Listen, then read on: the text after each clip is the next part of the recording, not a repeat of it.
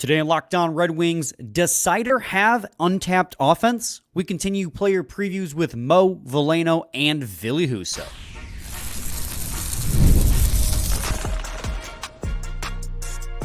You're Locked On Red Wings, your daily podcast on the Detroit Red Wings. Part of the Locked On Podcast Network, your team every day.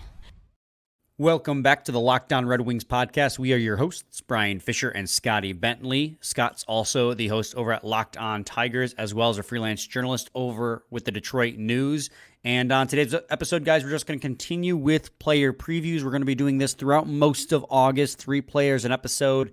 We did Larkin, Fisher, and Gustafsson on Monday's episode, and today we will be doing Moritz Seider, Ville Husso, and Joe Veleno.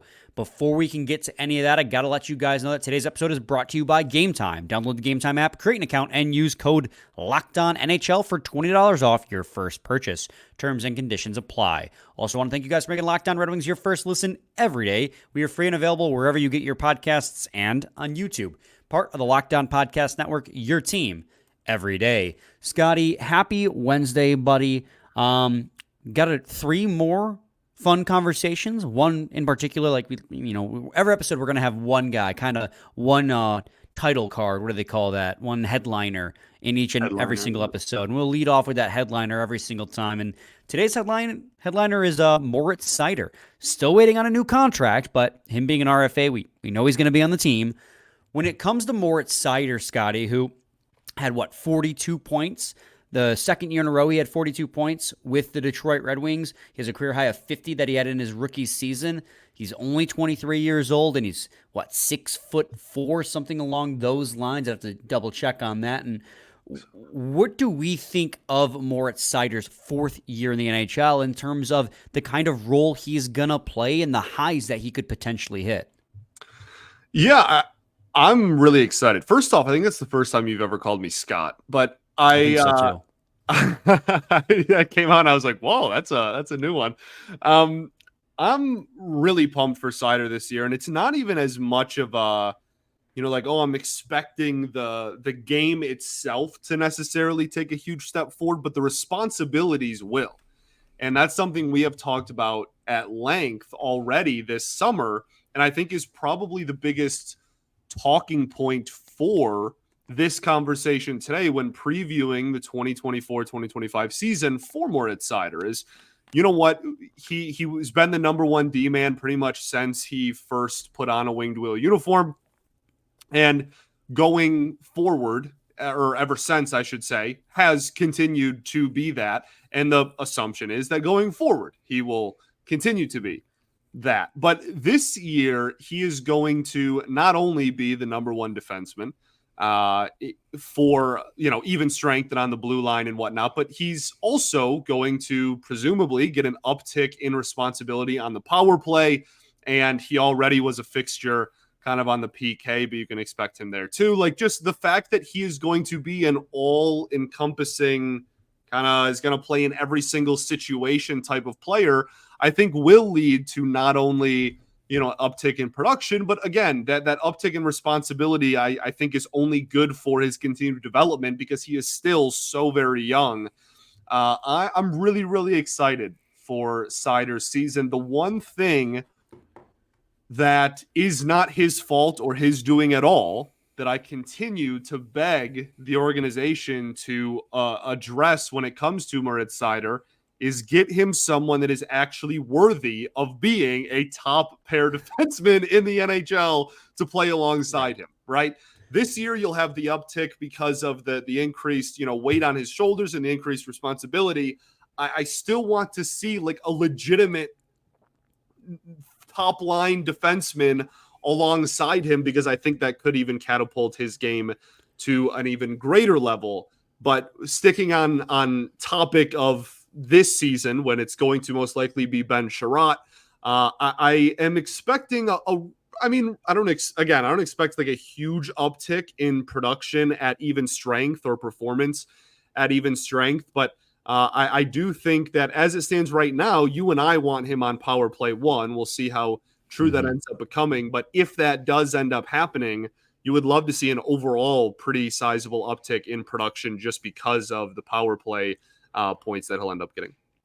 Yeah, I mean, you start off with like talking about increase in responsibility. I wouldn't even frame it like that. I would almost frame it as like a leveling out of responsibility. Like he was burdened with far too much responsibility in the defensive zone and in terms of the quality of competition that he faced, right? And last year, his advanced analytic numbers suffered. I mean, he's the first player in a decade to have 200 plus hits and 200 plus blocked shots. And that's impressive. There's not a lot of defensemen like that, but let's not pretend that's also not a product of the positions that he was put in, right? So if because of what we perceive as even a marginally improved defensive line with Simon Edvinsson up now, in a what we would hope be a second pair line, second pair role, and then Gustafsson replacing Ghost and Albert Johansson up as a potential third pair / seventh D-man role.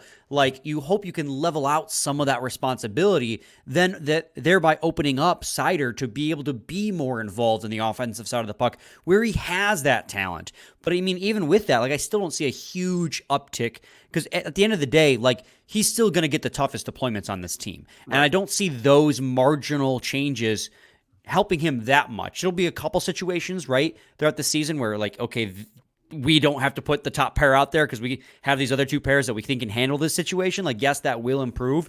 But I agree with you. It's that shifting in role where now with Gostisbehere gone, we see Seider having an opportunity to step into the power play one role. And that is mostly where I see this untapped offensive potential really coming to shine. And I'm not saying he's going to like light up the world and have 30 goals, but I could see 12, 13 goals and then another, let's say 5 or 6 assists and then breaking his career high in points with 50 points. Like just getting power play one time where I think he can thrive is going to help touch that untapped offense that I think he has. And of course, any little bit of help, those other two pairs that we view as improved defensively will also help him be in situations where he can thrive offensively as well. Because at the end of the day, he is still your best defenseman, and you need him in the toughest situations in the defensive zone. That's not going to change. I still think that he's going to have probably the most extreme usage out of any defenseman in the league.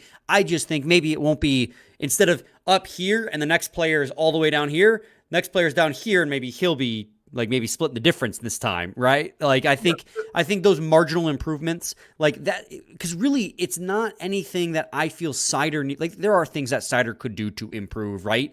Like the transitional passes outside of the defensive zone could improve, but again, a large part of that is offense being in a position to receive these passes as well. There was a lot of just chipping the puck out of the defensive zone because you were hemmed in because you had no help. So there are aspects of his game that can improve, but those are only going to improve if the team around him starts supporting him as well. So like when it comes to Seider himself and what Seider is doing, I think that the numbers themselves will improve with the team improving, because then he's not going to be the only guy out there trying to play defense. Yeah, I think there's a big difference between toughest deployment on your own team versus like borderline toughest deployment in the entire NHL. Like you can, there's a lot in between those. It wasn't two. Even borderline last year. Right. It was by far. There's a big lot of steps in between those two statements. So I do think, and we talked about that a little bit with the Gustafsson preview, was like, this is a guy who could take a little bit more responsibility outside of the wing zone, which could open the door for Seider a little bit more. And I don't know. I really do think that there is a chance that we see a pretty decent uptick in point production from him just because of that. I mean, if he is going to be the power play one, quarterback there, as well as, again, just getting even if it is marginal, getting any more offensive deployments versus what he got last year is going to be somewhat of deployments against guys who maybe aren't the elite of the elite. Right. Right. I think that opens the door a little bit for some uptick, but that also doesn't mean that like he's gotten way better or like taken a huge step. Like he's really good, and he was really good last year. I think that it's just he's going to have more opportunity to showcase how good he really is this year.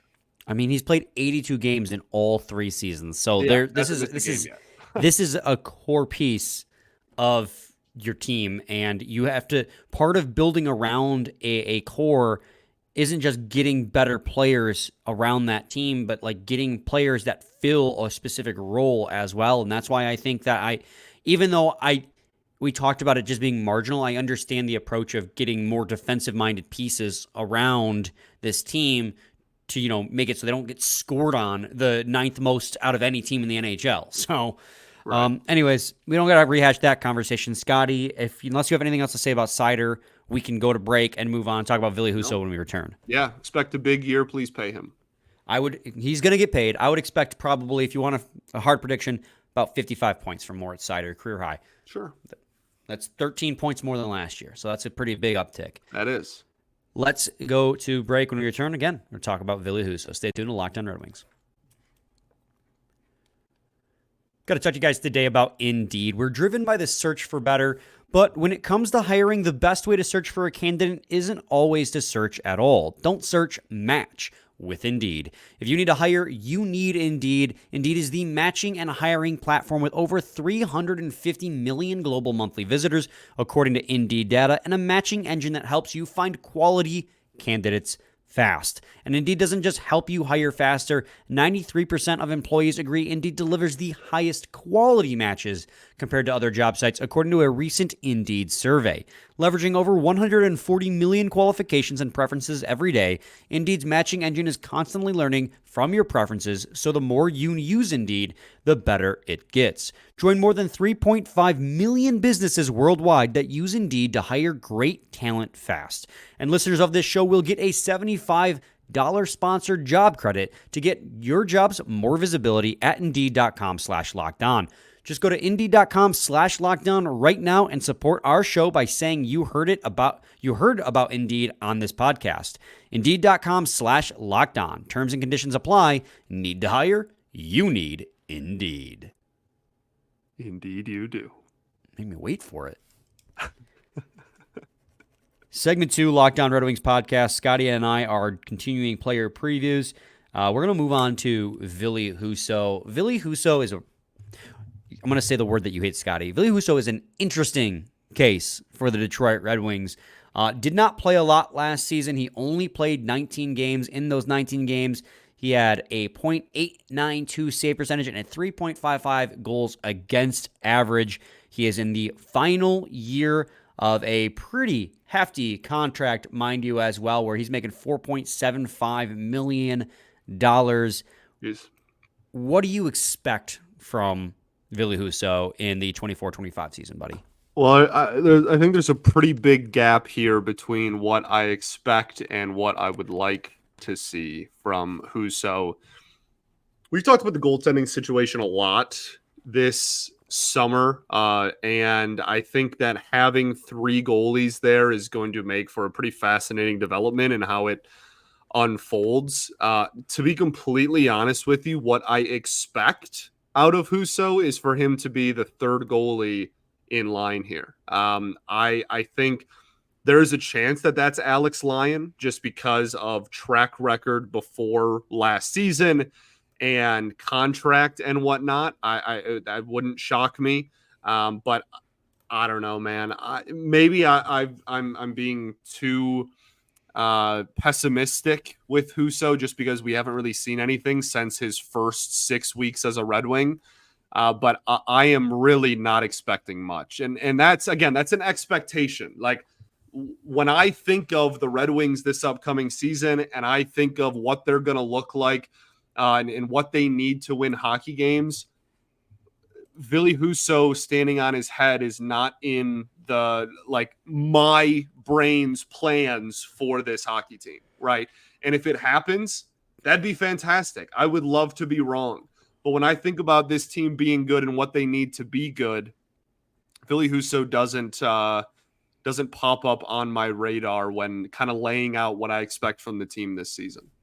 Right. And I'm kind of with Steve Yzerman on this one, where it's like you can't really draw too much from his season last year because it was basically a wash. He only played in 19 games, and granted, those 19 games were great, but also granted, the defense on that, we talked about it at length. This team was horrible defensively last year.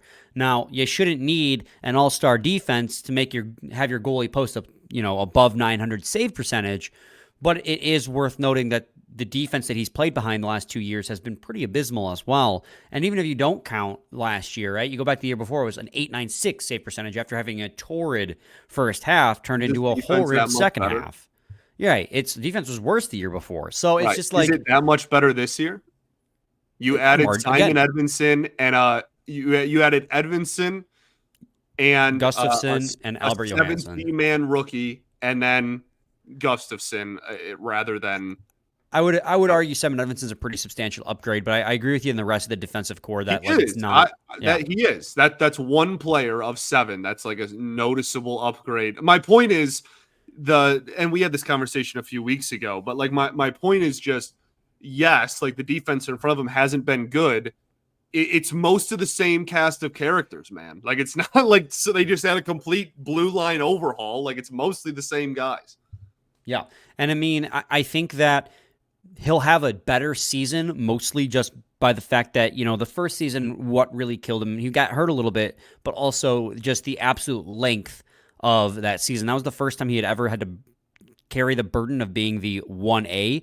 He had played 56 games, which is the most he had ever played in an NHL season. He's not playing 56 games with the Detroit Red Wings unless he comes out and he's on fire, right? Like, Cam Talbot is the presumptive number one. And as it stands right now, I think the Red Wings are going to continue to carry 3 goalies into the NHL season, barring another move. I think it's going to be him and Alex Lyon fighting it out for the 3rd spot. So, like, I think his data will improve, but it's going to be across a smaller sample size. And that sucks because you're expecting that out of a goalie that you're paying $4.75 million. But I think he's going to be battling for the backup role with Alex Lyon, because Alex Lyon, who was great in the month of January, he was electric, one of the best goalies in the league at that point, is known and was last year a very streaky goalie and has been that way throughout his entire career.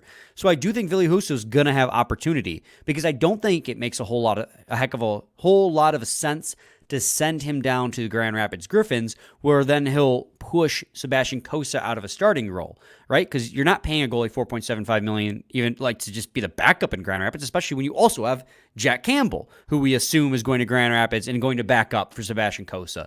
So I think that if there's no moves pending that's going to move a goalie off this roster, that they're going to roll 3 goalies in, and I think it's going to be him and Alex Lyon battling for the number 2 spot, and so he'll probably get close to 20 to 25 games max with the Detroit Red Wings. And I think his numbers will be around 900. And that's, I shrug my shoulders at that. That's not good enough, especially for what he's getting paid. But I haven't seen enough out of Ville Husso, even with the worst defense in front of him. And I'm making note of that. I haven't seen enough out of him for me to have faith that he's going to put up a 910 save percentage in the 3rd year of the contract. He's been sub 900 the first 2 seasons. I completely agree. I hope that him being fully healthy and taking all this time off and rehab and everything will help him get to a point that maybe we haven't seen since the beginning of his Red Wings tenure. But again, like when he would have to prove it, like when going into the season, you're not going to chalk up Ville Husso as like the 1A of this goalie room on opening night. Like he would have to prove it, similar to what Lyon did last year. Like he would really just have to stand on his head for a while to kind of force the hand of the coaching and of management to give him more of an opportunity. Absolutely. Scotty, let's go to our second break. When we return, we'll talk about Joe Veleno, who is an RFA who got signed recently. So at least we know what his contract looks like. So stay tuned for that in segment 3 of Locked On Red Wings. Game Time is the authorized ticket marketplace of Major League Baseball, which makes getting tickets faster and easier. Prices on the Game Time app actually go down the closer it gets to first pitch, with killer last-minute deals, all in prices, views from your seat, and their lowest price guarantee. Game Time takes the guesswork out of buying MLB tickets. You can save up to 60% off buying last minute for sports, concert, comedy, theater, and so much more. And you can save even more on top of that when you take advantage of exclusive in-app deals on select seats ahead of the game or the event. And guess what? You can save even more on top of that when you choose a section and let Game Time choose the seats using their zone deals. And the convenient all-in pricing allows you to toggle that feature in the settings, and it'll show you the total upfront so you don't get surprised by fees at checkout. The lowest Game Time price guarantee will credit you 110% of the difference if you find the same seats somewhere else for less, and your purchase is covered with the most flexible customer service policy in the ticketing industry. So take the guesswork out of buying MLB tickets with Game Time. Download the Game Time app, create an account, and use code LOCKEDONNHL for $20 off. Terms apply. Again, create an account and redeem code LOCKEDON for $20 off your first purchase. Download Game Time today. Last minute tickets, lowest price guaranteed.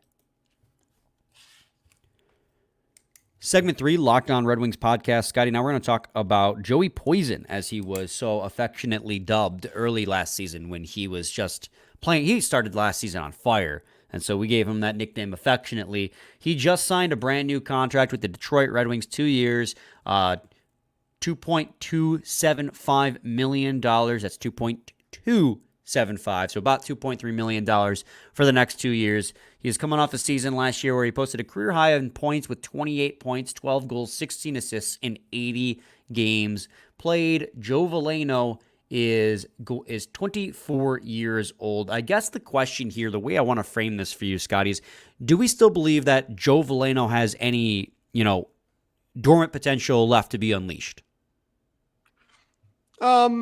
I mean, there's always a chance. He's not, 35. There's. Hey man, Tim Thomas went off for the Bruins in 2011. True. He was like 40 years old. That's true.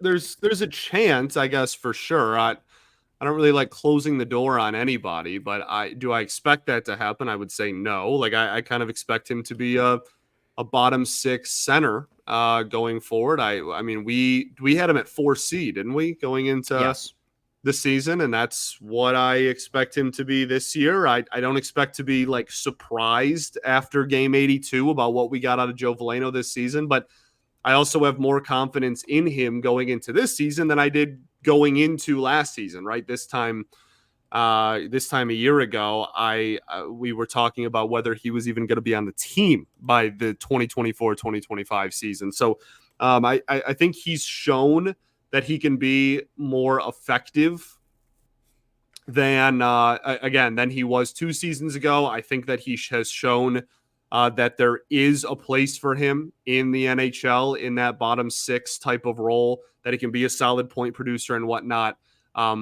That being said, I don't anticipate him to take a huge leap forward, I guess, this year either, though. No. Right. Do I think he has a little bit more offense in him? Yeah. But do I think I don't think he's going to be a half point per game player.